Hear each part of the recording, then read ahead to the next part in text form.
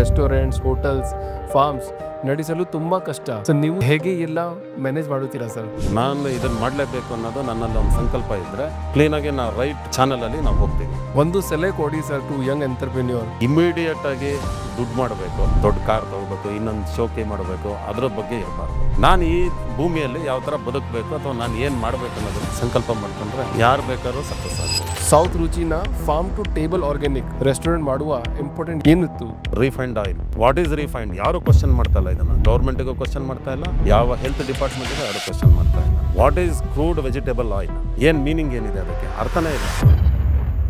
Sir ನಿಮ್ಮ personal philosophy ಏನು when it's comes to food and healthy living sir? ಇವತ್ತು ನಾವು ಜೀವನದ ಓಟದಲ್ಲಿ ಬೇಕಾಗಿದ್ದನ್ನೇ ಮರ್ತು ಬಿಟ್ಟಿದ್ದೀವಿ. ಈಗ ನಮ್ಮ ಮಕ್ಕಳಿಗೆ ಆಗಲಿ, ನಾವು ಮಾಡಿಸೋ ಫುಡ್ ಊಟ ಒಳ್ಳೇದಿರಬೇಕು. ಮಕ್ಕಳು ನಾಳೆ ಹೆಲ್ದಿ ಆದಷ್ಟು ದೇಶ ದೃಢ ಆಗುತ್ತೆ, ಗಟ್ಟಿ ಆಗುತ್ತೆ. Organic farming food can not feed A country like India. ಇದನ್ನು ಅಗ್ರಿ ಮಾಡುತ್ತೀರಾ ಅಥವಾ ಡಿಸ್ಅಗ್ರಿ ಮಾಡುತ್ತೀರಾ? ಪೆಸ್ಟಿಸೈಡ್ ಕಂಪನಿಯವರು ಇರ್ಬೋದು, ರಾಂಗ್ ಮಾರ್ಕೆಟಿಂಗ್ ಮಾಡಿದ್ದಾರೆ, ಜನಗಳಿಗೆ ಭ್ರಮೆ ಹುಟ್ಟಿಸ್ಬಿಟ್ಟಿದ್ದಾರೆ. ಹಸು ಗೊಬ್ಬರನೇ ಪ್ರತಿ ವರ್ಷ ಎಲ್ಲ ಗದ್ದೆಗಳಿಗೆ ಆಗ್ತಾ ಇದ್ರು, ಅದರಿಂದ ಸಾಯಿಲ್ ಕ್ರಿಯೇಷನ್ ಆಗ್ತಾ ಇತ್ತು. ಈಗ ಸಾಯಿಲ್ ಕ್ರಿಯೇಷನ್ ಇಲ್ಲ. ಒಂದ್ 5 ವರ್ಷ ಬಿಟ್ರೆ ಮಣ್ಣಾಗಿರಲ್ಲ, ಮರಳಾಗೋಗುತ್ತೆ.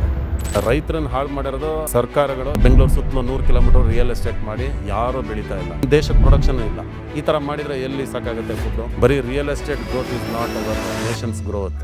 ಸೊ ಜನರು ಪಿಜ್ಜಾ ಮೇಲೆ 300 ರೂಪೀಸ್ ಸ್ಪೆಂಡ್ ಮಾಡುತ್ತಾರೆ, ಆದ್ರೆ ಹೆಲ್ದಿ ಆರ್ಗ್ಯಾನಿಕ್ ಫುಡ್ ಬಂದಾಗ ಹೆಸಿಟೇಟ್ ಮಾಡುತ್ತಾರೆ. ಯಾಕೆ ಸರ್?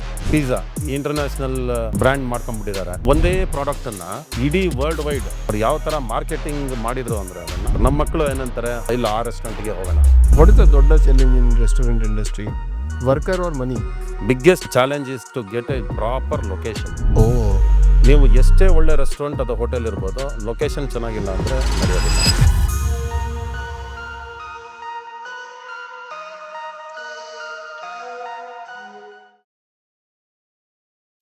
ನಮಸ್ಕಾರ ಸರ್.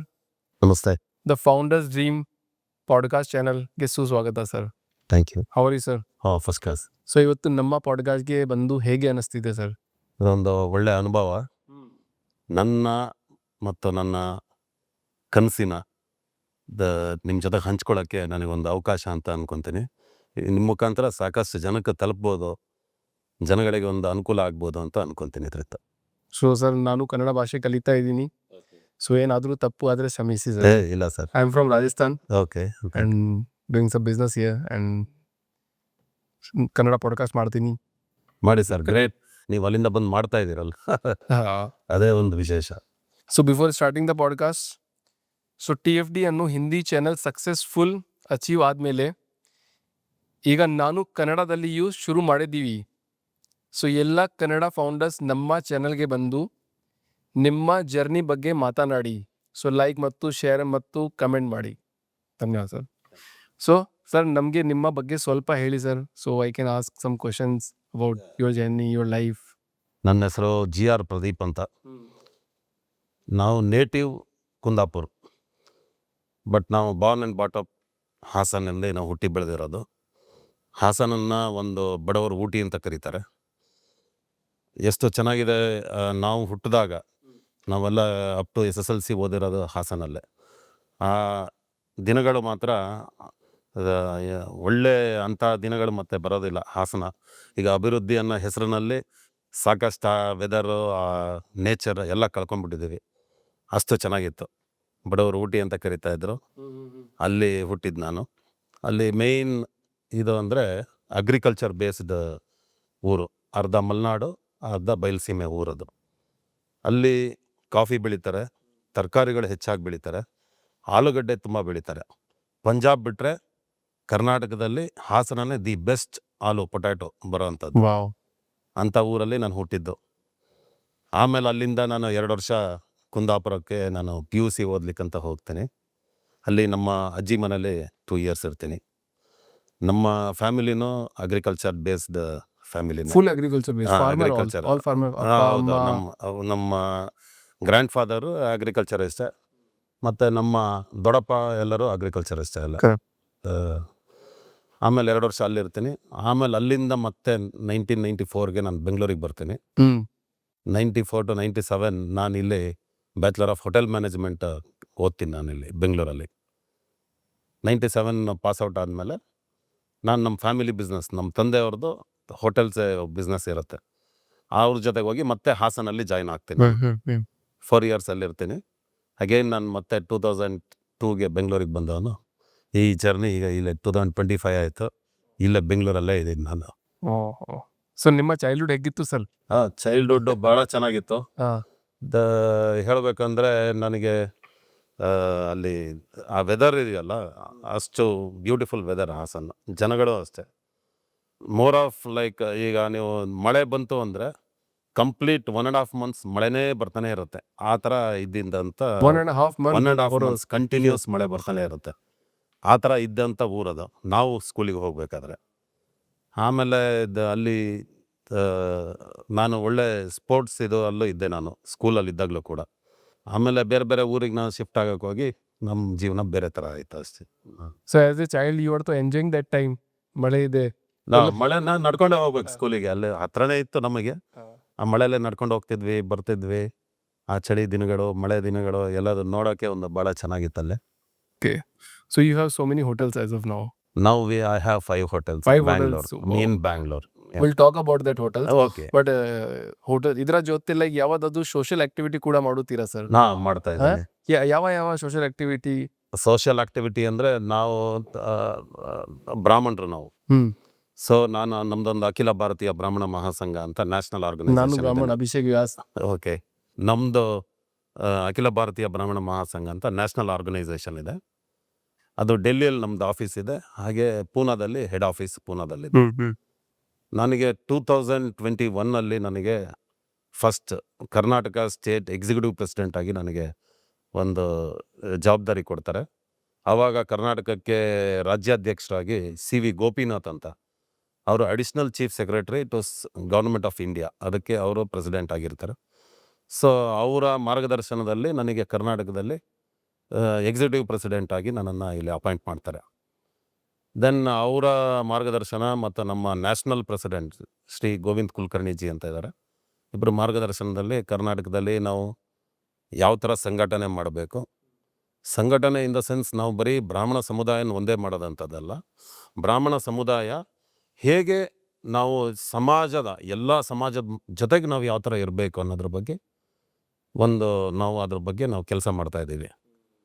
ಆಮೇಲೆ 2023 ನನಗೆ ಒಂದು ಹೆಚ್ಚಿನ ಜವಾಬ್ದಾರಿ ಕೊಟ್ಟರು.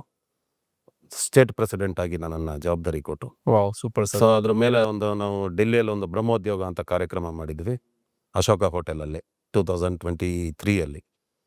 ಸೊ ಅದ್ರದ್ದು ಒಂದು ಸಕ್ಸಸ್ಫುಲ್ ಆಗಿ ನಾವು ಆ ಕಾರ್ಯಕ್ರಮ ನಮ್ಮ ಬ್ರಾಹ್ಮಣ ಸಮುದಾಯದ ಎಷ್ಟು ಇಂಡಸ್ಟ್ರಿಯಲಿಸ್ಟ್ ಇದ್ದಾರೆ ನೇಷನ್ ವೈಡ್ ಎಲ್ಲರನ್ನೂ ಕರಿತೀವಿ. ಸಪೋಸ್ ಅದರಲ್ಲಿ Badve industries, Camlin industries, Pitambari, Chitale industries, ಈ ಥರ ಸಾಕಷ್ಟು. ಆಮೇಲೆ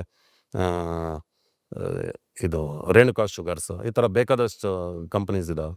ಎಲ್ಲರೂ ಬರ್ತಾರೆ. ಅವರಿಗೆ ಸರ್ಕಾರದಿಂದ ಏನೇನು ಸೌಲಭ್ಯಗಳು ಅಥವಾ ಹೊಸದು ಏನೇನು ಬಂದಿದೆ ಅದ್ರ ಬಗ್ಗೆ ಮಾರ್ಗದರ್ಶನ ಕೊಡೋಕ್ಕೂ ಬರ್ತಾರೆ ಜನ.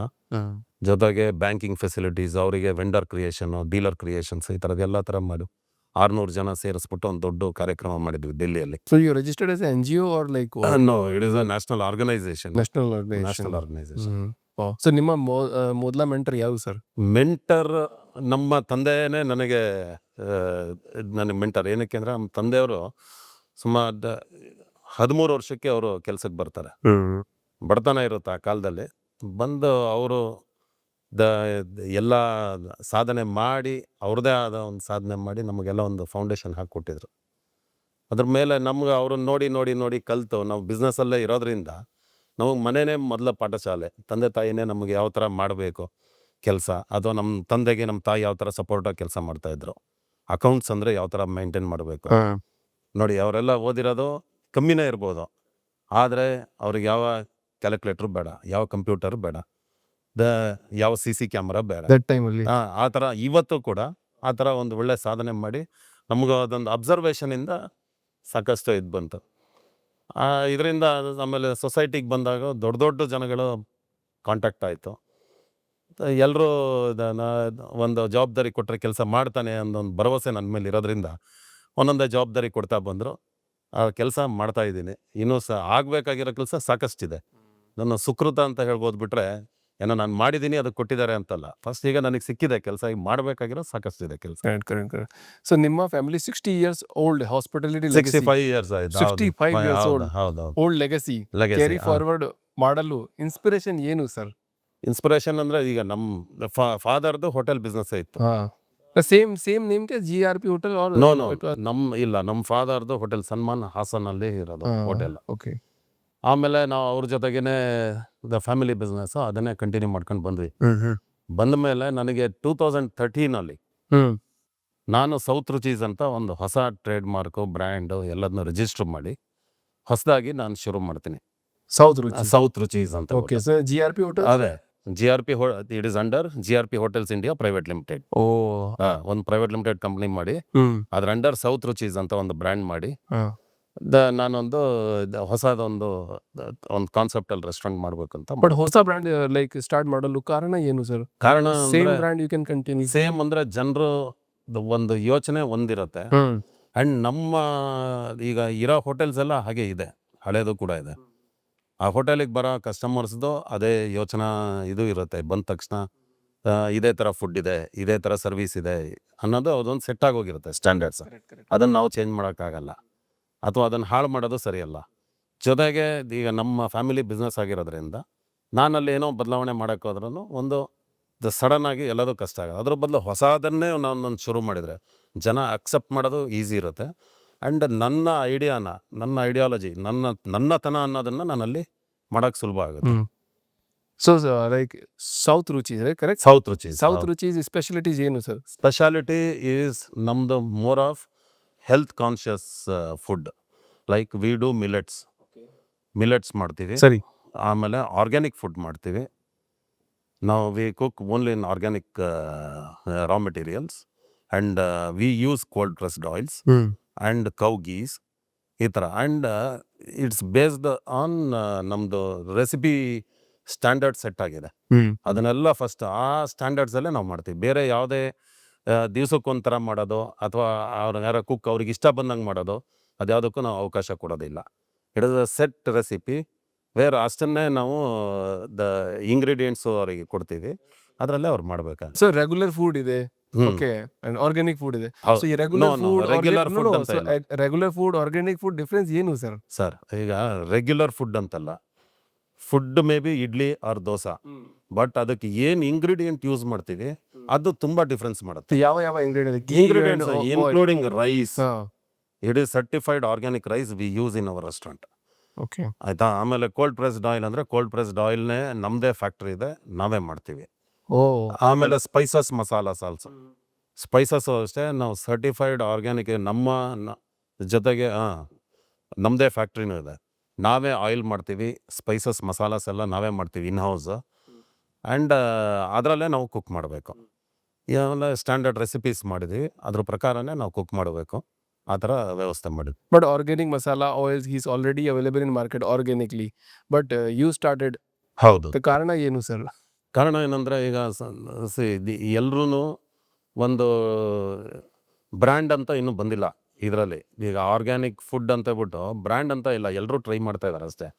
ಎಲ್ಲರೂ ಏನು ಕೇಳಿದ್ರೆ ಅವ್ರದ್ದೇ ಓನ್ ಮ್ಯಾನುಫ್ಯಾಕ್ಚರಿಂಗ್ ಯಾರ್ದು ಇಲ್ಲ. ಅವರೆಲ್ಲೋ ಬೇರೆ ಕಡೆಯಿಂದ ತರ್ತಾರೆ, ಇವರೊಂದು ವೈಟ್ ಲೇಬ್ಲಿಂಗ್ ಮಾಡ್ಕೊತಾರೆ, ಇವರೇ ಮಾಡ್ತಾರೆ, ಸೇಲ್ ಮಾಡ್ತಾರೆ. ಆ್ಯಂಡ್ ಸರ್ಟಿಫಿಕೇಟ್ ಕೇಳಿದರೆ ಈಚ್ ಬ್ಯಾಚ್ ವೈಸ್ ಎಲ್ಲೂ ಇಲ್ಲ. ನಾನು ಇದನ್ನು ಕೇಳ್ತಾ ಹೋದಂಗು, ಬಟ್ ನಾನು ಇಡೀ ಮಾರ್ಕೆಟ್ ಟ್ರೈ ಮಾಡಿದ್ದೀನಿ. ನಾನು ಯಾರ್ಯಾರು ಸೇಲ್ ಮಾಡ್ತಾರೆ ಆರ್ಗ್ಯಾನಿಕ್ ಹೆಸರಲ್ಲಿ ಎಲ್ಲರ ಹತ್ರನೂ ಟ್ರೈ ಮಾಡಿದ್ದೀನಿ. ತುಂಬ ನಾನು ತೊಗೊಂಡು ಕೊನೆಗೆ ಆಯಿತು, ಎಲ್ಲರೂ ನಂಬಲೇಬೇಕಾಗತ್ತೆ, ನಂಬಿಕೆನೇ ಜೀವನ, ಎಲ್ಲರೂ ನಂಬಲೇಬೇಕಾಗತ್ತೆ. ಎಲ್ಲ ತೊಗೊಂಡು ನಾವು ಮಾಡ್ತಾಯಿದ್ವಿ ರೆಸ್ಟೋರೆಂಟ್. ಕೊನೆಗೆ ನನಗೆ ಅನ್ನಿಸ್ತು ನಾವೇ ಮಾಡ್ಬೋದಲ್ಲ. ಹೋಟೆಲ್ ಅಂದಮೇಲೆ it is a continuous creative job. Correct. ಅಲ್ಲಿ ಇದನ್ನೊಂದು ನಾವ್ಯಾಕೆ ಮಾಡಬಾರ್ದು ಅಂತ ಹೇಳ್ಬಿಟ್ಟು ನಾವೇ ದ ಫಸ್ಟ್ ಆಯಿಲ್ ಸ್ಟಾರ್ಟ್ ಮಾಡಿದ್ವಿ. ಆಮೇಲೆ ಸ್ಪೈಸಸ್ ಮಸಾಲ ಸ್ಟಾರ್ಟ್ ಮಾಡಿದೆ, ಆಮೇಲೆ ಗೀ ಸ್ಟಾರ್ಟ್ ಮಾಡಿದೆ, ಕೊನೆಗೆ ಫಾರ್ಮಿಂಗ್ ಅಗ್ರಿಕಲ್ಚರ್ ಸ್ಟಾರ್ಟ್ ಮಾಡಿದ್ವಿ. ಈ ಥರ ಎಲ್ಲದನ್ನು ನಮಗೆ ಹೋಟೆಲಿಗೆ ಏನೇನು ಬೇಕೋ ಅದನ್ನೆಲ್ಲ ನಾವು ಫಸ್ಟ್ ಸ್ಟಾರ್ಟ್ ಮಾಡಿದ್ವಿ. Already you told it's a very creative job. So restaurants, hotels, farms ನಡೆಸಲು ತುಂಬ ಕಷ್ಟ. ಸೊ ನೀವು ಹೇಗೆ ಎಲ್ಲ ಮ್ಯಾನೇಜ್ ಮಾಡುತ್ತೀರಾ ಸರ್? ಮ್ಯಾನೇಜ್ ಇದು ಏನು ಗೊತ್ತಾ, ಒಂದು ಸಂಕಲ್ಪ ಇರಬೇಕು ಜೀವನದಲ್ಲಿ. Like this. ಎಸ್, ಏನಾದ್ರು ಒಂದು ಸಂಕಲ್ಪ ಇರಬೇಕು. ಸಂಕಲ್ಪ ಸಾಧನೆ ಆಗುತ್ತೆ. ಕರೆಕ್ಟ್. ಸಂಕಲ್ಪ ಎಷ್ಟು ಸ್ಟ್ರಾಂಗ್ ಇದೀವಿ ಅದ್ರ ಮೇಲೆ ಸಾಧನೆ ಆಗೈತೆ ಅಷ್ಟೇ. ಸಂಕಲ್ಪ ಇಸ್ ಸ್ಟ್ರಾಂಗ್ or ಸಮರ್ಪಣೆ ಇಸ್ ಸ್ಟ್ರಾಂಗ್ ಸರ್ ಅಲ್ಲ ಸಂಕಲ್ಪ ಇಸ್ ಸ್ಟ್ರಾಂಗ್ ಇರಬೇಕು ಅಷ್ಟೇ. ಸಮರ್ಪಣೆ ಆಮೇಲೆ ಸಂಕಲ್ಪನೆ ಇಲ್ದಿದ್ಮೇಲೆ ನಾನು ಏನೋ ಮಾಡ್ತಾ ಹೋಗ್ತೀನಿ, ಅಲ್ಲಿ ಡೈವರ್ಟ್ ಆಗ್ತಾ ಹೋಗುತ್ತೆ. ಡೈವರ್ಷನ್ ಇರಬಾರ್ದು ಅಂದ್ರೆ ಫಸ್ಟ್ ಸಂಕಲ್ಪ ಇರಬೇಕು. Correct. I want to do this. ನಾನು ಇದನ್ನ ಮಾಡಲೇಬೇಕು ಅನ್ನೋದು ನನ್ನಲ್ಲಿ ಒಂದು ಸಂಕಲ್ಪ ಇದ್ದರೆ ಕ್ಲೀನಾಗಿ ನಾವು ರೈಟ್ ಚಾನಲಲ್ಲಿ ನಾವು ಹೋಗ್ತೀವಿ. ಅದಕ್ಕೆ ಸಂಕಲ್ಪ ಇಂಪಾರ್ಟೆಂಟ್ ಅಂತ ನನ್ನ ಅನಿಸಿಕೆ. ಆ ಸಂಕಲ್ಪ ಇದ್ದಿದ್ದರಿಂದ ಈಗ ನಮ್ಮ ಹೋಟೆಲ್ ಇಂಡಸ್ಟ್ರಿ ಅಂದರೆ it is a long hour duty work. ಅದರಲ್ಲಿ ಇದಕ್ಕೂ ನಾವು ಇದೇನಂದರೆ ಒಂದು ಈಗ ನಾವು ಪ್ರತಿಯೊಂದೂ ಅಷ್ಟೇ ಆರ್ಗನೈಸ್ಡ್ ಆಗಿ ಮಾಡಿದರೆ ಏನೂ ಕಷ್ಟ ಆಗೋದಿಲ್ಲ. ಇರೋದು ಎಲ್ರಿಗೂ 24 ಅವರ್ಸೇ ಟೈಮು. ಅದರಲ್ಲೇನೋ working hour 12 hour 14 hours work ಮಾಡ್ಬೋದು. ಅದನ್ನು ಅಷ್ಟೇ ನಾವು ಆರ್ಗನೈಸ್ಡ್ ಆಗಿ ಮಾಡಿದಾಗ we can give time to everything. And ನಾವು ನಮ್ಮ ಜವಾಬ್ದಾರಿಗಳನ್ನ ಎಲ್ರಿಗೂ ಕ್ಲೀನಾಗಿ ಡಿಸ್ಟ್ರಿಬ್ಯೂಟ್ ಮಾಡ್ತಾ ಹೋಗಬೇಕು. ಇದು ಏನಂದ್ರೆ ಒಂದು ಟೀಮ್ ವರ್ಕ್. ಈಗ ನಾನೇ ಮಾಡಿದೆ ನನ್ನಿಂದನೇ ಆಯಿತು ಅನ್ನೋದಕ್ಕಿಂತ it's A team work. Correct. ನಮ್ಮ ರೆಸ್ಪಾನ್ಸಿಬಿಲಿಟೀಸ್ ಎಲ್ರಿಗೂ ಕೊಡ್ತಾ ಹೋದಾಗೆ ಎಲ್ಲರೂ ಅದನ್ನು ಮಾಡ್ತಾ ಬರ್ತಾರೆ, ಈಸಿ ಆಗುತ್ತೆ ಅಷ್ಟೇ. ಒಂದು ಸಲಹೆ ಕೊಡಿ sir to young entrepreneur for sankalpa. ಸಂಕಲ್ಪ ಅಂದರೆ ನಾವು ಇಮ್ಮಿಡಿಯೇಟಾಗಿ ದುಡ್ಡು ಮಾಡಬೇಕು. ಇಮ್ಮಿಡಿಯೇಟಾಗಿ ನಾನೇನೋ ಏನೋ ದೊಡ್ಡ ಕಾರ್ ತೊಗೋಬೇಕು, ಇನ್ನೊಂದು ಶೋಕಿ ಮಾಡಬೇಕು, ಅದ್ರ ಬಗ್ಗೆ ಇರಬಾರ್ದು. ಒಂದು ಸಂಕಲ್ಪ ಜೀವನದಲ್ಲಿ ಇರಬೇಕು. ನಾನು ಏನು ಕೆಲಸ ಈ ಪ್ರಪಂಚಕ್ಕೆ ಬಂದಿದ್ದೀನಿ, ಒಂದು ಪುಣ್ಯದಿಂದ ಬಂದಿದ್ದೀನಿ. ನಾನು ಈ ಭೂಮಿಯಲ್ಲಿ ಯಾವ ಥರ ಬದುಕಬೇಕು ಅಥವಾ ನಾನು ಏನು ಮಾಡಬೇಕು ಅನ್ನೋದನ್ನು ನಾವೊಂದು ಸಂಕಲ್ಪ ಮಾಡ್ಕೊಂಡ್ರೆ ಆಟೋಮೆಟಿಕ್ ಎನಿ ಫೀಲ್ಡ್ ಯಾರು ಬೇಕಾದ್ರೂ ಸಕ್ಸಸ್ ಆಗ್ಬೋದು, ಏನು ಕಷ್ಟ ಇಲ್ಲ. ಸೊ ಸೌತ್ ರುಚಿನ farm to table organic restaurant ಮಾಡುವ ಇಂಪಾರ್ಟೆಂಟ್ ಎಷ್ಟು ಇತ್ತು ಸರ್? ಏನಿತ್ತು? Very very important. ಅದು ಏನಕ್ಕೆ ಅಂದರೆ ಇವತ್ತು ಹೆಚ್ಚಿನ ಜನ ಹೋಟೆಲ್ ಮೇಲೆ ಡಿಪೆಂಡ್ ಆಗಿದ್ದಾರೆ ಬೆಂಗಳೂರಲ್ಲಿ. ಈವನ್ ಸ್ಯಾಟರ್ಡೆ ಸಂಡೇಸ್ ಕೂಡ ಯಾರು ಮನೇಲಿ ಕುಕ್ ಮಾಡೋದಿಲ್ಲ, ರಜಾ ಇದ್ರೂ ಕೂಡ ಹೋಟೆಲ್ ಮೇಲೆ ಡಿಪೆಂಡ್ ಆಗಿದ್ದಾರೆ. ಆದರೆ ಪಾಪ ಅಷ್ಟು ಜನ ಡಿಪೆಂಡ್ ಆಗಿದಾರಲ್ಲ, ಅವರಿಗೆ ನಾವೊಂದು ಏನಾರು ಒಂದು ಹೊಸತನ ಕೊಡಬೇಕು. ಮತ್ತು ಹೊಸತನ ಅನ್ನೋದಕ್ಕಿಂತ ಇದು ನ್ಯಾಚುರಲ್ ಫುಡ್ ಕೊಡಬೇಕು ಅನ್ನೋದು ಒಂದು ನಮ್ಮ ಆಸೆ ಇತ್ತು. ಯಾವ ಥರ ಅವ್ರನ್ನ ರೀಚ್ ಆಗಬೇಕು ಅಥವಾ ಹೇಗೆ ಕೊಡಬೇಕು ಅನ್ನೋದು, ನಾನು ಇಡೀ ಬೆಂಗಳೂರಿಗೆ ಕೇಟರ್ ಮಾಡ್ತೀನಿ ಅನ್ನೋದು ನನ್ನ ಸುಳ್ಳು. ಅಟ್ಲೀಸ್ಟ್ ನಾನು ಏನು ಮಾಡ್ತಾಯಿದ್ದೀನಿ ನನ್ನ ಕಸ್ಟಮರಿಗೆ ನಾನು ಕೊಡೋದನ್ನು ಒಂದು ಒಳ್ಳೇದು ಕೊಡಬೇಕು ಅನ್ನೋದೊಂದು ಭಾಳ ಮನಸ್ಸಿತ್ತು. ಬಟ್ ನನ್ನ ಈ ಅಬೌಟ್ 12 ಇಯರ್ಸ್ ಜರ್ನಿಯಲ್ಲಿ ನಾನು ಸೌತ್ ರುಚೀಸ್ ಮಾಡಿ 2013ಇಂದ 25 12 ಇಯರ್ಸ್ ಜರ್ನಿಯಲ್ಲಿ ನನ್ನದೇ ಆದ ಒಂದು ಕಸ್ಟಮರ್ ಬೇಸ್ ಇದೆ. ಜನಕ್ಕೆ ನನ್ನನ್ನು ಇಡೀ ಕರ್ನಾಟಕ ಎಲ್ಲೇ ಹೋದ್ರೂ ಸೌತ್ ರುಚೀಸ್ ಅಂತ ಗುರುತಿಸ್ತಾರೆ ಜನ. ಇದೆಲ್ಲ ಏನಂದರೆ ನಮ್ಮಲ್ಲಿ ನಾವು ಕೊಟ್ಟಿರೋ ಫುಡ್ ಇರ್ಬೋದು ಅಥವಾ ನಾವು ಸರ್ವಿಸ್ ಇರ್ಬೋದು ಅಥವಾ ನನ್ನ ನಂಬಿಕೆ, ಈ ನಂಬಿಕೆ ಇರ್ಬೋದು. ಆ ನಂಬಿಕೆ ಗಳಿಸಿದೀವಲ್ಲ ಅದು ಭಾಳ ಖುಷಿ ಕೊಡುತ್ತೆ. ಫುಲ್ ಖುಷಿ. ತುಂಬ ಖುಷಿ ಕೊಡುವಂಥ ಕೆಲಸ. ಅದಾದಮೇಲೆ ಜನಗಳಿಗೆ ಏನಕ್ಕೆ ಬೇಕಿತ್ತು ಅಂತ ನೀವು ಕೇಳಿದರೆ, ಏನಕ್ಕೆ ಅಂದರೆ ಜನಕ್ಕೆ ನಂಬಬೇಕಂದ್ರೆ ಯಾರು ಸುಲಭವಾಗಿ ನಂಬೋದಿಲ್ಲ. ಬಂದು ತಿಂದು ಒಂದ್ಸಲ ಅಲ್ಲ 4 ಸಲ ತಿಂದು ಅವರಿಗೆ ಅದು ಸೆಟ್ ಆದಮೇಲೆ ಕರೆಕ್ಟ್ ಅಂತ ಅವರಿಗೆ ಅನಿಸಿದ ಮೇಲೆ ಅವರೀಗ ಬೇರೆ ಕಡೆ ಎಲ್ಲೂ ಹೋಗೋದಿಲ್ಲ. ಎಷ್ಟೋ ಜನ ಅದು ಆದಮೇಲೆ ನಮ್ಮ ಹೋಟೆಲಲ್ಲಿ ನಾವು ಕೋಲ್ಡ್ ಪ್ರೆಸ್ಡ್ ಆಯಿಲ್ ಸೇಲ್ ಮಾಡ್ತೀವಿ, ಸ್ಪೈಸಸ್ ಮಸಾಲೆ ಸೇಲ್, ಕೀ ಸೇಲ್, ಅದರ honey we do apiculture also in our farm. ಅದನ್ನು ನಾವು ಬಾಟ್ಲು ಹನಿನೂ ಕೂಡ ಸೇಲ್ ಮಾಡ್ತೀವಿ. ಇದೆಲ್ಲದನ್ನು ನಮ್ಮಲ್ಲೇ ಜನ ಈಗ ಹೆಚ್ಚಿನವರು ನಮ್ಮಂದನೇ ತೊಗೊಂಡೋಗಿ ಅವ್ರ ಮನೇಲೂ ಕುಕ್ ಮಾಡೋಕ್ಕೆ ಶುರು ಮಾಡಿದ್ದಾರೆ. ಅವರು ಹೊರಗಡೆ ಯಾವುದನ್ನು ಈಗ ಬೇರೆ ರೀಫೈನ್ಡ್ ಆಯಿಲ್ ಅಂತ ಮೀನಿಂಗ್ಲೆಸ್ ವರ್ಡ್ಸ್ ಈಗ ನಮ್ಮಲ್ಲಿ ಇರೋಂಥದ್ದು. Refined oil, what is refined? ಯಾರು ಕ್ವಶನ್ ಮಾಡ್ತಾ ಇಲ್ಲ ಇದನ್ನು. ಗೌರ್ಮೆಂಟಿಗೂ ಕ್ವಶನ್ ಮಾಡ್ತಾ ಇಲ್ಲ, ಯಾವ ಹೆಲ್ತ್ ಡಿಪಾರ್ಟ್ಮೆಂಟಿಗೂ ಯಾರು ಕ್ವಶನ್ ಮಾಡ್ತಾ ಇಲ್ಲ. ಆ್ಯಂಡ್ ವೆಜಿಟೇಬಲ್ ಕ್ರೂಡ್ ಆಯಿಲ್ ಅಂತ ಬರುತ್ತೆ. What is crude vegetable oil? ಏನು ಮೀನಿಂಗ್ ಏನಿದೆ ಅದಕ್ಕೆ? ಅರ್ಥನೇ ಇಲ್ಲ. ಇಂಥದ್ದನ್ನೆಲ್ಲ ಜನಕ್ಕೆ ಪಾಪ ಅರ್ಥ ಆಗಿದೆಯೋ ಆಗಿಲ್ವೋ, ಬಟ್ ಇವತ್ತು ಹೆಚ್ಚಿನವ್ರಿಗೆ ಅರ್ಥ ಆಗಿದೆ. ಹೆಲ್ತ್ ಈ ಕೋವಿಡ್ ಇನ್ನೊಂದು ಎಲ್ಲ ಬಂದಮೇಲೆ ಒಂದು ಅರ್ಥ ಆಗಿದೆ, ಒಂದು ಬದಲಾವಣೆ ಅವರೇ ಮಾಡ್ಕೊತಾ ಇದ್ದಾರೆ. ನಾವು ಬದುಕ್ತಾ ಇರೋದು ಏನಕ್ಕೆ ಅನ್ನೋದನ್ನು ಅವ್ರು ಅರ್ಥ ಮಾಡ್ಕೊಂಡು. ಬೇಸಿಕ್ ಈಸ್ ಫುಡ್ ಅಲ್ವಾ? ಕರೆಕ್ಟ್. ನಮ್ಮ ಸ್ಕೂಲಲ್ಲಿ ಓದ್ಬೇಕಾದ್ರೆ ನಮಗೆ ಹೇಳ್ಕೊಟ್ಟಿದ್ದಾರೆ ಫುಡ್, ಕ್ಲೋತಿಂಗ್, ಶೆಲ್ಟರ್, ಬೇಸಿಕ್ 3 ಇದು. ಕರೆಕ್ಟ್. ಫುಡ್ಡನ್ನು ನಾವು ಮರೆತುಬಿಟ್ಟು ಬೇರೆದೆಲ್ಲ ಮಾಡ್ತಾ ಇದೀವಿ. ಅದರಿಂದ ಒಳ್ಳೆ ಫುಡ್ ಕೊಡ್ಬೇಕು ಅನ್ನೋದೊಂದು ಆಸೆ ಇತ್ತು. ಅದನ್ನು ಇದುವರೆಗೆ ಮಾಡ್ತಾ ಇದ್ದೀನಿ ಅನ್ನೋದು ನನಗೊಂದು ಸಂತೋಷ, ತೃಪ್ತಿ ಇದೆ. ಕರೆಕ್ಟ್. ಕೋಲ್ಡ್ ಪ್ರೆಸ್ ಆಯಿಲ್ ಎಷ್ಟು ಪ್ರೈಸ್ ಇದೆ? ಕೋಲ್ಡ್ ಪ್ರೆಸ್ಡ್ ಆಯಿಲ್ ನಾವು 340 rupees ನಾವು ಸೇಲ್ ಮಾಡ್ತಾ ಇದ್ದೀವಿ. Ground nut oil. ಯಾವ ಆಯಿಲ್ ಇದೆ ನಮ್ಮ ಹತ್ರ? ಎಲ್ಲ ಸಿಸ್ಮೆ, ವೈಟ್ ಸಿಸ್ಮೆ, ಬ್ಲ್ಯಾಕ್ ಸಿಸ್ಮೆ, ಮಸ್ಟರ್ಡ್ ಆಯಿಲ್, ಆಮೇಲೆ Niger oil, almond oil. Which is most consumed in most consuming in Karnataka, south Karnataka is ground nut oil. ಇಲ್ಲಿ ಇನ್ನು ಕೆಲವರು ನಾರ್ತ್ ಇಂಡಿಯನ್ಸ್ ಬಂದರೆ ಮಸ್ಟರ್ಡ್ ಆಯಿಲ್ ತಗೊಂಡು ಹೋಗ್ತಾರೆ. They use mustard oil. Mustard oil in Bihar I guess. Bihar ಹೌದು. ಇನ್ನೊಂದು ಈ ನಾರ್ತ್ ಕರ್ನಾಟಕದಲ್ಲಿ ಕುಸ್ಬಿ ಎಣ್ಣೆ ಅಂತ ಬರುತ್ತೆ, they use that oil. But ಕರ್ನಾಟಕದಲ್ಲಿ ನಮ್ಮಲ್ಲಿ ಹೈಯೆಸ್ಟ್ ಸೇಲ್ಸ್ ಇದೆ. ಸೌತ್ ಕೆನರಾದವ್ರು ಬಂದರೆ ಆ್ಯಂಡ್ ಕೇರಳದವರು ಕೋಕೋನಟ್ ಆಯಿಲ್ ಯೂಸ್ ಮಾಡ್ತಾರೆಲ್ಲ. ಸೊ ಕಸ್ಟಮರ್ ಹೇಳುತ್ತಾರೆ south Ruchis food feels like ಗರ್ಕಾ ಖಾನಾ, ಹೌದು ಮನೆ ಊಟ. ಹೌದು. ಕರೆಕ್ಟ್. ಇದರ ಹಿಂದೆ ಸೀಕ್ರೆಟ್ ಏನು ಸರ್? ಸೀಕ್ರೆಟ್ ಇಷ್ಟೇ, ಎಲ್ರಿಗೂ ಒಂದು ಇರುತ್ತೆ, ಏನು ಹೇಳಿ, ಮನೆಯಲ್ಲಿ ಫುಡ್ ವಿತ್ ಲವ್ ಅಲ್ವಾ, ತಾಯಿ ಊಟ, ನಮ್ಮ ಅಜ್ಜಿ ಊಟ. Madam is also there in food ಹೌದೌದು, ತಾಯಿ ಊಟ, ನಮ್ಮ ಅಜ್ಜಿ ಊಟ ಇದ್ದಂಗೆ ಬೇರೆ ಸಿಗಲ್ಲ ಅಂತ ಎಲ್ಲ ಹೆಚ್ಚಿನವ್ರು ಎಲ್ಲರ ಮನೇಲೂ ಹೇಳ್ತಾರೆ. ಅದೇ ಥರ ನಮ್ಮ ಹೋಟೆಲಲ್ಲಿ ಬರೀ ನಾವು ಫುಡ್ ಒಂದೇ ಕೊಡೋದಂಥದ್ದಲ್ಲ, ಕಸ್ಟಮರ್ ಜೊತೆಗೆ ನಾವು ಅದೊಂದು ಕಸ್ಟಮರ್ ಥರ ನೋಡೋದಿಲ್ಲ, ನಮ್ಮ ಗೆಸ್ಟ್, ನಮ್ಮ ಫ್ಯಾಮಿಲಿ ಥರ ನೋಡಬೇಕು, ಆ ಥರ ಸರ್ವಿಸ್ ಕೊಡಬೇಕು. ಆ್ಯಂಡ್ ಅವರಿಗೂ ತೃಪ್ತಿ ಆಗಬೇಕು. ಯಾವುದೇ ಊಟ ಮಾಡಿದ್ಮೇಲೆ, ಊಟ ಆದಮೇಲೂ ಕೂಡ ಯಾವುದೇ ಹೋಟೆಲಲ್ಲಿ ಊಟ ಮಾಡಿದ್ರೂ ಈಗ ಏನೋ ಒಂದು ಭ್ರಮೆ ಇದೆ, ಸೋಡಾ ಹಾಕ್ತಾರೆ, ಅದಾಗ್ತಾರೆ, ಇದಾಗ್ತಾರೆ, ಏನೋ ಜನಕ್ಕೊಂದು ಇದು ಮೈಂಡಿಂದ ಹೋಗ್ಬೇಕದು, ಸಬ್ ಕಾನ್ಷಿಯಸ್ ಮೈಂಡಿಂದ ಅದು ಹೋಗ್ಬೇಕದು. ಆ ಥರ ನಾವು ಫಸ್ಟ್ ಅವರಿಗೆ ಆ ಫೀಲ್ ಕೊಡಬೇಕು ಅದನ್ನು ಅವರಿಗೆ. ಆಮೇಲೆ ಫುಡ್ಡು ಕೂಡ ಅವರಿಗೆ ಪ್ರೂವ್ ಆಗುತ್ತೆ, ಊಟ ಮಾಡಿದ್ಮೇಲೆ ಹೊಟ್ಟೆ ಉಬ್ಬರ ಬರೋದಿಲ್ಲ. ಆಮೇಲೆ ಅವ್ರಿಗೆ ಆ ರೆಸಿಪಿ ಅಷ್ಟೇ ಏನಂದರೆ ಅಥೆಂಟಿಕ್ ಫುಡ್ ಇರೋದ್ರಿಂದ ಫುಲ್ ಹೋಗ್ತಂಗೆ. ಅವರಿಗೆ ಗರ್ಕಾ ಖಾನಾನೇ ಅನ್ಸುತ್ತೆ. ಆ ಥರ ನಾವೇನು ಅವ್ರನ್ನ ಹೆಚ್ಚಿಗೆ ಖುಷಿ ಪಡಿಸ್ಬೇಕಂತ ಆ್ಯಡೆಡ್ ಫ್ಲೇವರ್ಸ್, ಕಲರ್ಸ್, ಇನ್ನೊಂದು ಏನು ಹಾಕೋದೇ ಇಲ್ಲ ಅದಕ್ಕೆ, ಟೇಸ್ಟಿಂಗ್ ಪೌಡ್ರು ಇಂಥದ್ದು ಏನು ಯೂಸ್ ಮಾಡೋದಿಲ್ಲ. ಸೊ ನೀವು ಡೈಟ್ ಫಾಲೋ ಮಾಡಿದ್ದೀರಾ? Diet because you are very handsome young man. ಇಲ್ಲ, ಡಯಟ್ ಏನು ಫಾಲೋ ಮಾಡೋದಿಲ್ಲ. ಬಟ್ ಫುಡ್ ಏನಂದರೆ ಇದು ಹೆಲ್ತನ್ನು ಮೇಂಟೈನ್ ಮಾಡೋದು. ಸರ್ ನಿಮ್ಮ ಫೇವ್ರೆಟ್ ಫುಡ್ ಯಾವುದು? ನನ್ನ favourite food south Indian. I eat the more of dosas and this kesari bath and bisibele Baat, ಈ ಥರ ವಾಂಗಿ ಬಾತ್, ಈ ಥರದ್ದನ್ನು ನಾನು ಇಷ್ಟಪಡ್ತೀನಿ. My favorite also, sir. There are some business like Cartier Biznotel, yeah. Biznotel, Shruti's Comfort, ಸೃಷ್ಟಿ comfort, Shrishti Comfort or Shubha Party Hall. ಸಭಾ party ಅಲ್ಲ. Acha, Sabha. Yeah.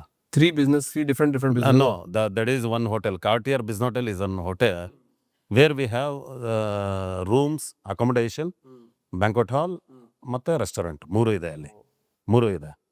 ಅದು ನಮ್ಮ ಫಾದರ್ ಕಾಲದಲ್ಲೇ ನಾವು ಅದು ಮತ್ತು ಸೃಷ್ಟಿ ಕಂಫರ್ಟ್ ಎರಡೂ ಮಾಡಿದರು.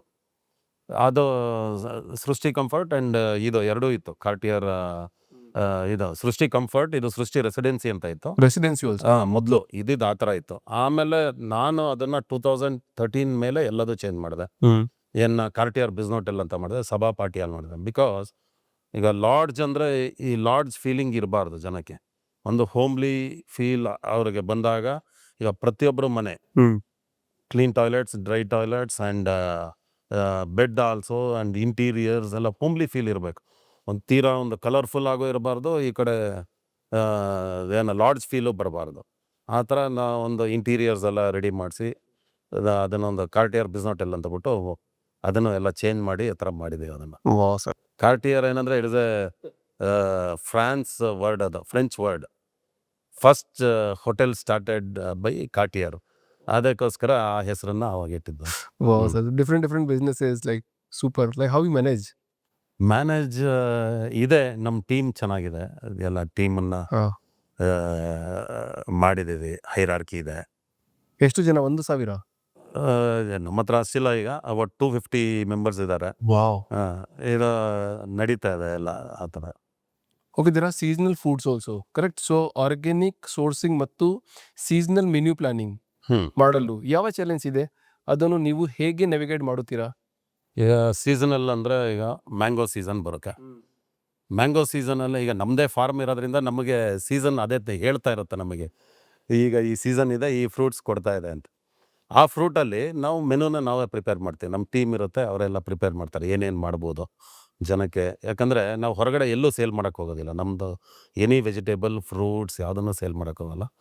ಅದನ್ನು ಒಂದು ವೇಸ್ಟ್ ಆಗದೆ ಇರೋ ಥರ ನಮ್ಮ ಹೋಟೆಲಲ್ಲಿ ನಮ್ಮ ಗೆಸ್ಟ್ಗೆ ಯಾವ ಥರ ನಾವು ಕೊಡ್ಬೋದು ಅನ್ನೋದನ್ನು ಪ್ಲ್ಯಾನ್ ಮಾಡ್ತೀವಿ. ಮೆನುನ ಮಾಡಿ ಅದನ್ನು ಮೆನು ಮಾಡಿ ಇದು ಮಾಡ್ತೀವಿ. ಒಂದನೇದು.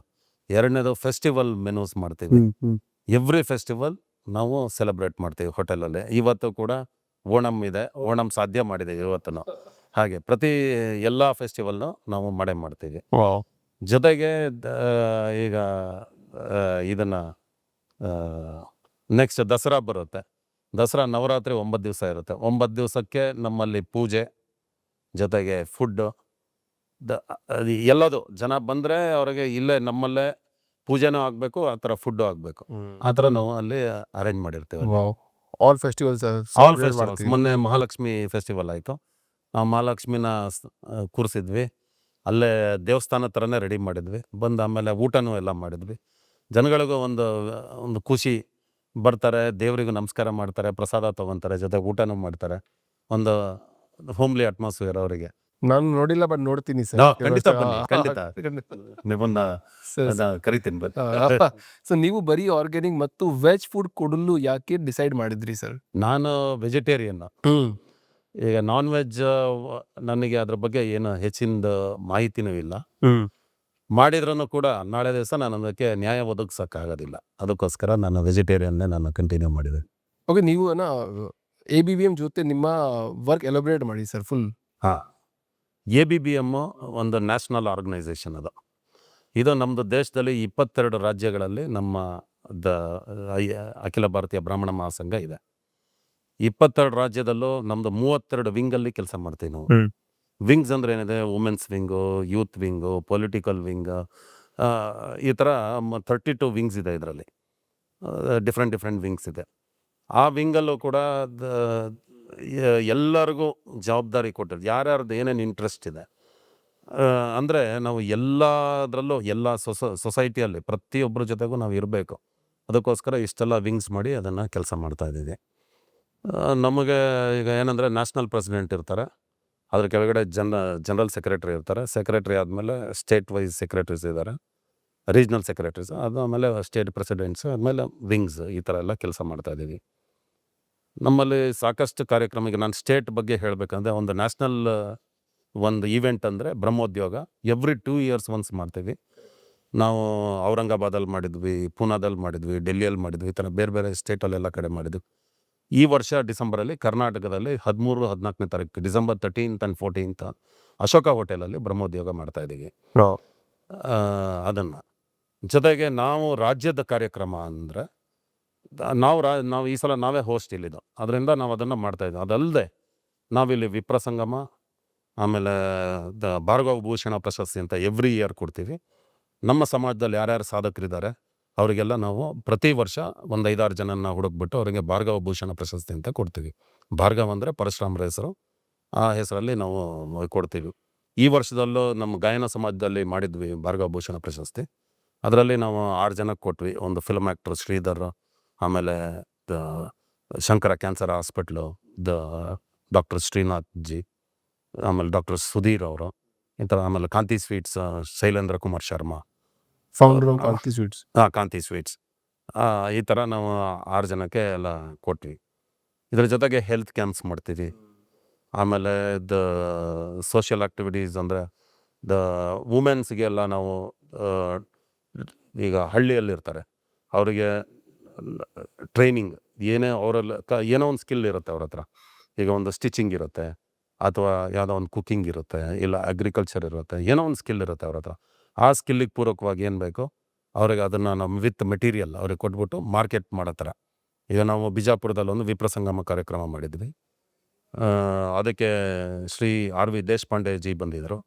ಅಲ್ಲಿ ನಮ್ಮ ಸಂಘಟನೆ ಜನ ನೋಡ್ಬಿಟ್ಟು ಅವ್ರಿಗೆ ಖುಷಿಯಾಗಿ ಅಲ್ಲೇ ಸ್ಟೇಜ್ ಮೇಲೆ ಅನೌನ್ಸ್ ಮಾಡಿದ್ರು, 200 ಹೊಲಿಗೆ ಯಂತ್ರ ಕೊಡ್ತೀನಿ, ಇಷ್ಟೊಂದು ಮಹಿಳೆಯರು ಬಂದಿದ್ದೀರಾ, ನೀವು ಇಲ್ಲಿ ಈ ಭಾಗದಲ್ಲಿ ಅನುಕೂಲ ಮಾಡಿ ಅಂತ.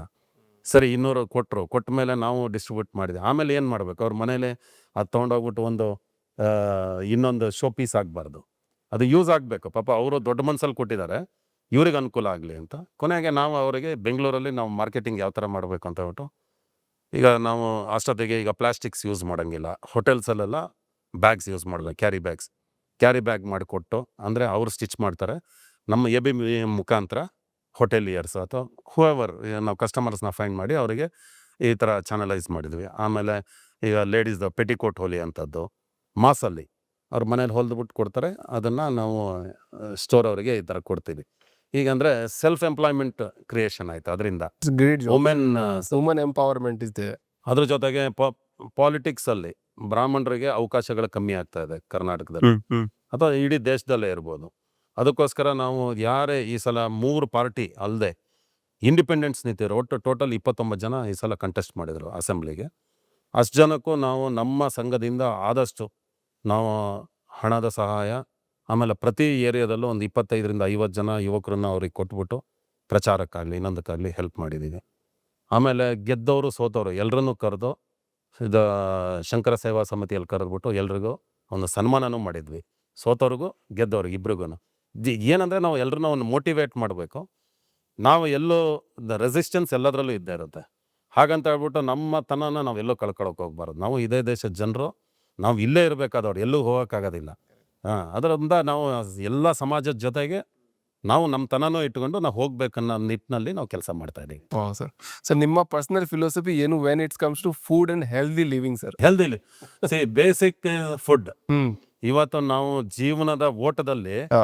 ನಾವು ಬೇಕಾಗಿದ್ದನ್ನೇ ಮರ್ತು ಬಿಟ್ಟಿದ್ದೀವಿ. ಈಗ ನಾವು ಮೊದಲು ಫುಡ್ ಚೆನ್ನಾಗಿದ್ರೆ, ಈಗ ನಮ್ಮ ಮಕ್ಕಳಿಗೆ ಆಗಲಿ ನಾವು ಈಗ ಮೊಬೈಲ್ ಕೊಟ್ಬಿಟ್ಟು ಊಟ ಮಾಡಿಸ್ತೀವಿ. ಅದೇನು ಒಳ್ಳೇದು ಕೆಟ್ಟದ್ದು ಆಮೇಲೆ ಅವ್ರವ್ರ ಚಾಯ್ಸ್. ಬಟ್ ಮಾಡಿಸೋ ಫುಡ್ ಊಟ ಒಳ್ಳೇದಿರ್ಬೇಕು. ನಾಳೆ ಆ ಮಗು ಬೆಳೆದ ನಿಂತು ದೇಶಕ್ಕೆ ಒಂದು ಒಳ್ಳೆ ಪ್ರಜೆ ಆಗಬೇಕು.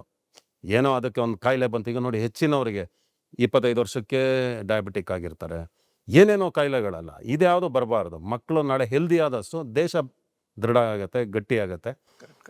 ಆ ಥರ ಆಗ್ಬೇಕನ್ನೋದು ನನ್ನ ಫಿಲಾಸಫಿ. ಓಕೆ, ಬೆಂಗಳೂರು ಅಂತ ಸಿಟಿ, ಅಲ್ಲಿ ಹಲವಾರು ಫುಡ್ ಆಪ್ಷನ್ ಇರುವಾಗ ಹೌದು. ಕರೆಕ್ಟ್. ಸೊ ಜನರು ಯಾಕೆ ಸೌತ್ ರುಚಿ ಚೂಸ್ ಮಾಡಬೇಕು instead of ordering from Zomato, Swiggy or other food application? ಹೌದು. ಈಗ ಬೆಂಗಳೂರಲ್ಲಿರೋಷ್ಟು ಆಪ್ಷನ್ಸ್ ಬೇರೆ ಎಲ್ಲೂ ಇಲ್ಲ. ಅಷ್ಟು ಥರ ವೆರೈಟೀಸ್ ಆಲ್ ಕುಸಿನ್ಸ್ ಇಲ್ಲಿ ಸಿಗುತ್ತೆ. ಕರೆಕ್ಟ್. ಮತ್ತು ಜನ ಒಂದನ್ನೇ ತಿನ್ನೋಕ್ಕಾಗೋದಿಲ್ಲ. ಎಲ್ಲ ಥರ ಫುಡ್ಡನ್ನು ಟೇಸ್ಟ್ ಮಾಡಬೇಕು. ಇವತ್ತು ಪಿಜ್ಜಾ ತಿಂತಾನೆ, ನಾಳೆ ಇನ್ನೊಂದೇನೋ ನಾರ್ತ್ ಇಂಡಿಯನ್ ತಿಂತಾರೆ, ಇನ್ನೊಂದು ದಿವಸ ಚೈನೀಸ್ ತಿನ್ನೋ. ಯಾಕಂದರೆ ಬೆಳಿಗ್ಗೆ ಮಧ್ಯಾಹ್ನ ರಾತ್ರಿ ಡಿಫ್ರೆಂಟ್ ವೆರೈಟಿನೇ ತಿನ್ಬೇಕ್ಬಿಟ್ಟು ಒಂದೇ ತಿನ್ನೋಕ್ಕಾಗೋದಿಲ್ಲ. ಸೊ ಎಲ್ರಿಗೂ ಚಾನ್ಸ್ ಇದ್ದಾಗ ನನ್ನ ಸೌತ್ ರುಚೀಸ್ನು ನೀವು ಒಂದ್ಸಲ ಟ್ರೈ ಮಾಡಿ.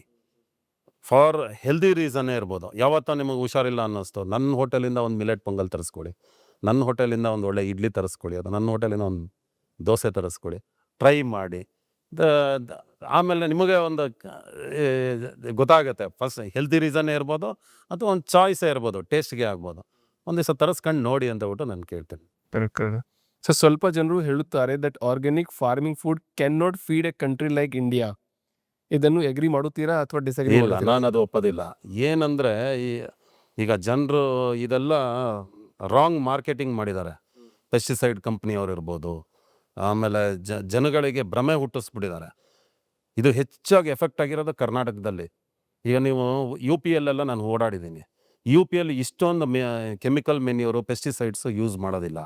ಅದೇ ಪಂಜಾಬಲ್ಲಿ ತುಂಬ ಯೂಸ್ ಮಾಡ್ತಾರೆ, ಆಮೇಲೆ ಕರ್ನಾಟಕದಲ್ಲಿ ತುಂಬ ಯೂಸ್ ಮಾಡ್ತಾರೆ. ಇದರಿಂದ ಏನಕ್ಕೆ ಜನರನ್ನು ಸೋಮಾರಿ ಮಾಡೋದಕ್ಕೋಸ್ಕರ ಅವರು ಮಾರ್ಕೆಟಿಂಗ್ ಮಾಡಿ ಇದನ್ನೆಲ್ಲ ಮಾಡ್ತಾ ಇದ್ದಾರೆ. ನೋಡಿ, ಜನರು ಮೊದಲು ಎಲ್ಲ ರೈತರ ಮನೆಯಲ್ಲೂ ಹಸು ಸಾಕ್ತಾಯಿದ್ರು. ಹಸುವಿನಿಂದ ಹಸು ಗೊಬ್ಬರನೇ ಪ್ರತಿ ವರ್ಷ ಎಲ್ಲ ಗದ್ದೆಗಳಿಗೆ ಹಾಕ್ತಾಯಿದ್ರು. ಇನ್ನು ಯಾವುದೇ ಕಾಯಿಲೆಗಳು ಏನೂ ಬರ್ತಾನೆ ಇರಲಿಲ್ಲ. ಆ್ಯಂಡ್ ಅದರಿಂದ ಸಾಯಿಲ್ ಕ್ರಿಯೇಷನ್ ಆಗ್ತಾಯಿತ್ತು, ಹೊಸ ಸಾಯಿಲ್ ಕ್ರಿಯೇಷನ್ ಆಗ್ತಾಯಿತ್ತು. ಈಗ ಸಾಯಿಲ್ ಕ್ರಿಯೇಷನ್ನೇ ಇಲ್ಲ. ಮನೆಯಲ್ಲಿ ಯಾರೂ ಹಸು ಸಾಕ್ತಾ ಇಲ್ಲ. ನಮಗೆ ಫ್ರೀಡಮ್ ಬೇಕು, ಹಸುನ ನಾವು ನೋಡ್ಕೊಳಕ್ಕಾಗಲ್ಲ ಅಂತ ಹಸುನೆಲ್ಲ ಸೇಲ್ ಮಾಡಿಬಿಡ್ತಾರೆ.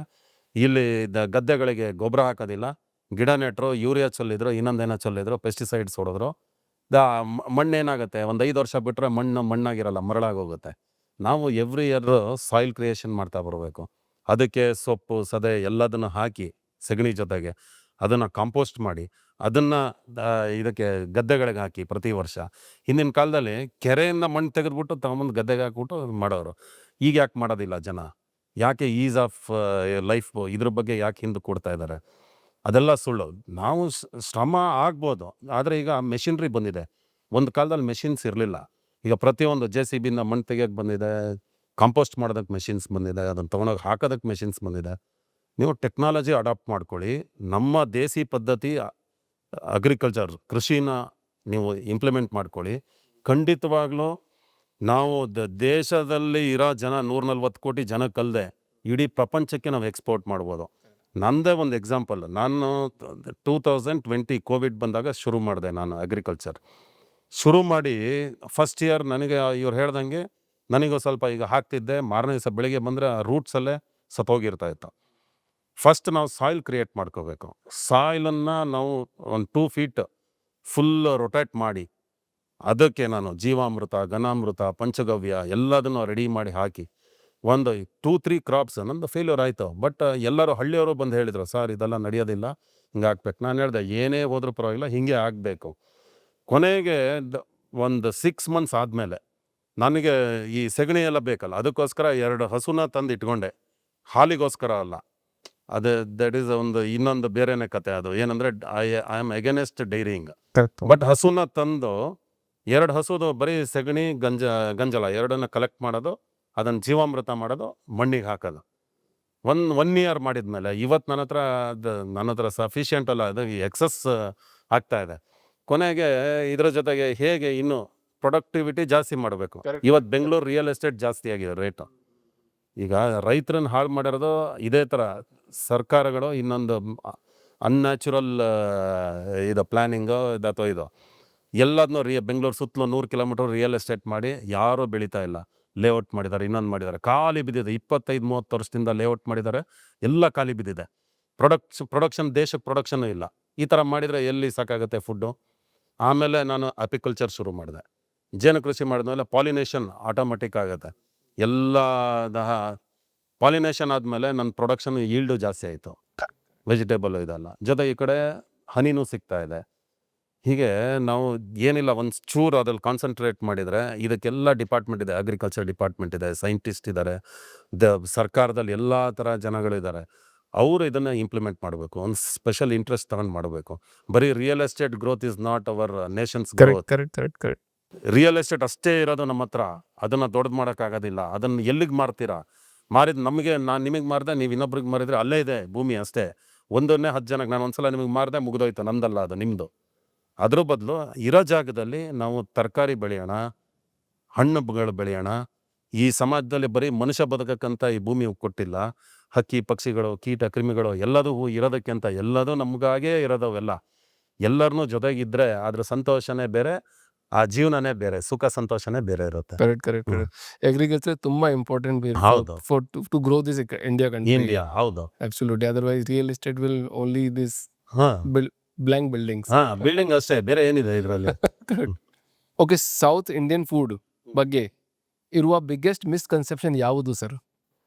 ಅಲ್ಲ, ಮಿಸ್ಕನ್ಸೆಪ್ಷನ್ ಅಂದರೆ ಜನಕ್ಕೆ ಸೌತ್ ಇಂಡಿಯನ್ ಫುಡ್ ತುಂಬ ಕಷ್ಟ ಮಾಡೋದು ಅಂತ ಅನ್ಕೊಂತಾರೆ. It is very easiest cooking south Indian food. Correct sir. ಇದರಲ್ಲಿ ಏನು ಕಷ್ಟ ಅನ್ನೋದು ಏನೂ ಇಲ್ಲವೇ ಇಲ್ಲ. ಇದು ಅವ್ರಿಗೆ ಏನು ಅನ್ಕೊಂತಾರೆ, ಇದು ತುಂಬ ಕಷ್ಟ, ಒಂದು ಸಾಂಬಾರು ಮಾಡೋದು ತುಂಬ ಕಷ್ಟ, ಅಥವಾ ಒಂದು ಇಡ್ಲಿ ಮಾಡೋದು ದೋಸೆ ಮಾಡೋದು ತುಂಬ ಕಷ್ಟ. ಏನು ಕಷ್ಟ ಇಲ್ಲ. ಇದು most healthiest food south Indian. ಏನಕ್ಕೆ ಅಂದರೆ ಇದನ್ನು ನಾವು ಮಸಾಲಾನ, ರಾ ಇಂಗ್ರೀಡಿಯೆಂಟ್ಸ್ನ ರೋಸ್ಟ್ ಮಾಡಿ, ಅದನ್ನು ಗ್ರೈಂಡ್ ಮಾಡಿ, ಆಮೇಲೆ ಅದನ್ನು ಬೇಯಿಸ್ಬಿಟ್ಟು ಅದರಿಂದ ಸಾಂಬಾರು ಅಥವಾ ಇನ್ನೊಂದು ಮಾಡ್ತೀವಿ. ಇಷ್ಟು ಪ್ರೊಸೆಸ್ಸು ಬೇರೆ ಯಾವ ಫುಡ್ಡಲ್ಲೂ ಮಾಡೋದಿಲ್ಲ. ಅದರಿಂದ ಸೌತ್ ಇಂಡಿಯನ್ ಭಾಳ ಹೆಲ್ದಿ. ಒಂಚೂರು ಅದನ್ನು ನೀವು ಇಂಟ್ರೆಸ್ಟ್ ಕಲ್ತ್ರೆ ಎಲ್ರಿಗೂ ಅದು ಈಸಿನೇ, ಅದು ಏನು ಕಷ್ಟ ಇಲ್ಲ. Even India's richest man, Mukesh Ambani, eats idli sambar. Idli sambar. He spoke about this ಹೌದು. one interview. Yeah. What is the ನೋಡಿ, favorite? It is steamed, no added anything, ಏನಿಲ್ಲ ಅದು ಅಲ್ವಾ? ಅಷ್ಟೇ. ಸೊ ಜನರು ಪಿಜ್ಜಾ ಮೇಲೆ 300 rupees ಸ್ಪೆಂಡ್ ಮಾಡುತ್ತಾರೆ, ಆದರೆ ಹೆಲ್ದಿ ಆರ್ಗ್ಯಾನಿಕ್ ಫುಡ್ ಬಂದಾಗ ಹೆಸಿಟೇಟ್ ಮಾಡುತ್ತಾರೆ. ಯಾಕೆ ಸರ್? ಈಗ ಅವರು ಮಾರ್ಕೆಟಿಂಗ್ ಅನ್ನೋದು ನೋಡಿ, ಪಿಜ್ಜಾ ಇಂಟರ್ನ್ಯಾಷನಲ್ ಬ್ರ್ಯಾಂಡ್ ಮಾಡ್ಕೊಂಡ್ಬಿಟ್ಟಿದ್ದಾರೆ. ಅವರ ಮಾರ್ಕೆಟಿಂಗ್ ಮೇಲೆ ತುಂಬ ಒಂದೇ ಪ್ರಾಡಕ್ಟನ್ನು ಇಡೀ ವರ್ಲ್ಡ್ ವೈಡ್ ನೋಡಿ. ನನ್ನೊಂದು 1996-7 ಸ್ಟಾರ್ಟ್ ಆಗಿದ್ದು ಬೆಂಗಳೂರಲ್ಲಿ ಪಿಜ್ಜಾ ಹಟ್ ಇನ್ ಕನಿಗಾಮ್ ರೋಡ್. ನಾನು ನೋಡ್ದಂಗೆ ಒಂದು ಪಿಜ್ಜಾ ಆ ಕಾಲದಲ್ಲೇ 1000 ರೂಪಾಯಿ, 1,500 ರೂಪಾಯಿಗೆ ಸೇಲ್ ಮಾಡ್ತಾಯಿದ್ರು ಅವರು. ನೀವು ನೋಡಿದಿರೋದೇ ಟೈಮ್. ನಾನು ಆ ಟೈಮ್ಗೆ ನಾನು ಇಲ್ಲಿ ಕಾಲೇಜ್ ಓದ್ತಾ ಇದ್ದೆ, ಅವಾಗ ನಾನು ನೋಡಿದ್ದೀನಿ ಅದನ್ನು.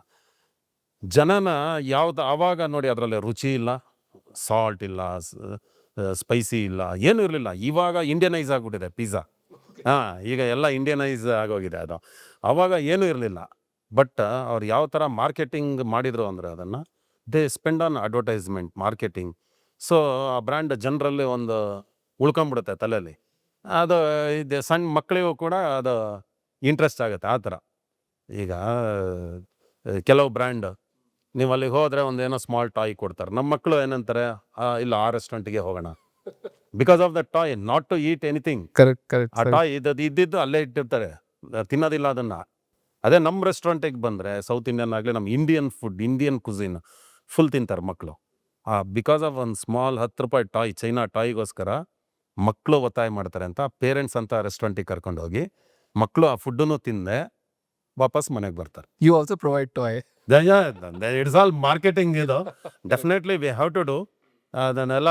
ನಿಜ, ಇದು ತುಂಬ ದೊಡ್ಡ ಕೆಲಸ ಬೇಕು.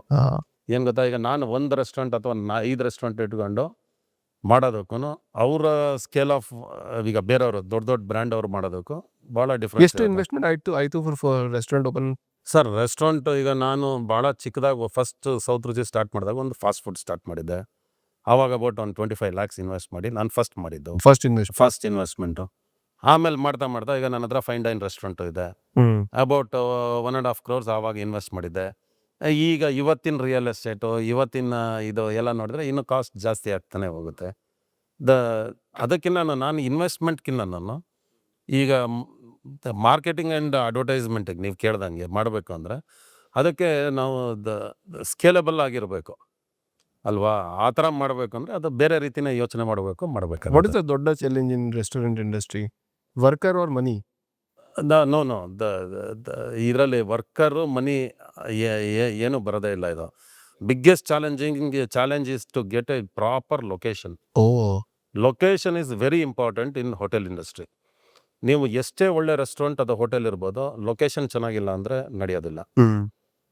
ಆ್ಯಂಡ್ ಇಟ್ಸ್ ನಾವು ಈಗ ವರ್ಕರ್ ಅಂತ ಹೇಳ್ತೀವಿ, ಪ್ರಾಸೆಸ್ ಸೆಟ್ ಮಾಡಿದ್ರೆ ಡೆಫಿನೆಟ್ಲಿ ವರ್ಕರ್ ಅದನ್ನು ಮಾಡ್ತಾ ಹೋಗ್ತಾರೆ, ಏನು ಅವ್ರದ್ದೇನು ಕಷ್ಟ ಆಗೋದಿಲ್ಲ. ಮನಿನೂ ಅಷ್ಟೇ. ಇವತ್ತು ನಿಮಗೆ ಗೊತ್ತಿದ್ದಂಗೆ ಲಾಟ್ ಆಫ್ ಏನೇನೋ ಬ್ಯಾಂಕಿಂಗ್ ಇರ್ಬೋದು, ವೆಂಚರ್ ಕ್ಯಾಪಿಟಲಿಸಮ್ ಅಥವಾ ಇನ್ವೆಸ್ಟರ್ಸ್ ಇರ್ಬೋದು, ಬೇಕಾದಷ್ಟು ಜನ ಬಂದಿದ್ದಾರೆ ಈಗ. ಅದು ಯಾವುದೋ ದೊಡ್ಡದಂತಲ್ಲ. To get a proper location is very tough. Okay sir, ಈ ಪಾಡ್ಕಾಸ್ಟ್ ಅಲ್ಲಿ ಒಂದು ಲಾಸ್ಟ್ ಕ್ವಶನ್. ಹಾಂ ಸರ್. ಓಕೆ, ಸೊ ನಿಮ್ಮ ಜರ್ನಿಯ ಬಿಗ್ಗೆಸ್ಟ್ ಲರ್ನಿಂಗ್ ಯಾವುದು sir for all young entrepreneur, aspiring entrepreneurs? ಏನು ಫಸ್ಟ್ ಥಿಂಗ್ ಈಸ್ ಲರ್ನಿಂಗ್ ಅಂದರೆ every day is learning.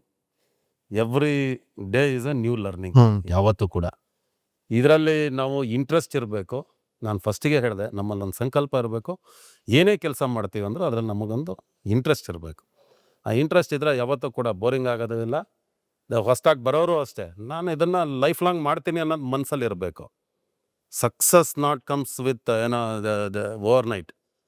It takes its own time, consuming time, but we have to plan, execute and ಅದರಲ್ಲೇ ನಾವು ಅದು continuous ಆಗಿದ್ದರೆ ಖಂಡಿತವಾಗ್ಲೂ ಎಲ್ಲರೂ success ಆಗ್ತಾರೆ. ಎಲ್ಲರೂ ಆಗಲಿ ಅಂತ ನಾನು ಆಶಿಸ್ತೀನಿ. So in Gita there is one quote only, karmanyavadikara ಅಷ್ಟೇ. Only this, focus on what you do, you will Exactly. get what you wanted. Exactly. Correct sir? Thank you so much sir Thank you. for coming you in very this much. show. So ನಿಮ್ಮ ಜೊತೆ podcast ಮಾಡಿ ತುಂಬಾ ಖುಷಿ ಆಯ್ತು sir. Thank you so much. ಭಾಳ ಸಂತೋಷ ಆಯಿತು ನಿಮ್ಮ ಜೊತೆಗೆ ಒಂದು ಅವಕಾಶ ಕೊಟ್ಟು ಇವತ್ತು ಇಲ್ಲಿ ಕರೆಸಿ ನನ್ನ ಒಂದು ಅನಿಸಿಕೆಗಳನ್ನ ನಿಮ್ಮ ಜೊತೆ ಹಂಚ್ಕೊಳ್ಳೋದಕ್ಕೆ ಭಾಳ ಖುಷಿ ಆಯಿತು. Thank you very much.